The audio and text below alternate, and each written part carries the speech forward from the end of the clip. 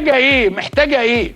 النهارده رطل الطماطم ب5 تعريفه، اللحمه اللي كانت ب4 ساغ النهارده ب8 وناكلها بكماشه، علبه السجاير اللي كانت بساغ بقت بساغين ومن غير كبريت، الرز بنسمع عليه سامع. اكيد مثلا يدوكي حاجة يعني كويسة، كام يعني؟ يعني اقول لسعادتك انه ما يصحش كل شيء ولا مؤاخذه يغلى ثمنه، وبني ادم بني ادم يفضل زي ما هو، لازم رخر يغلى مع السوق، يرتفع شويه. تاخدوا عليها مكافأة كام؟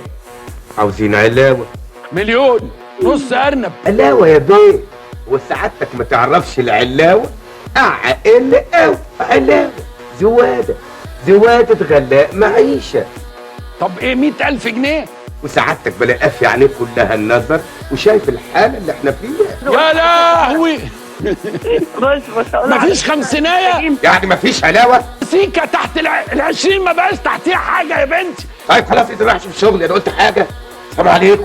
اشترك في القناة ليصلك كل جديد.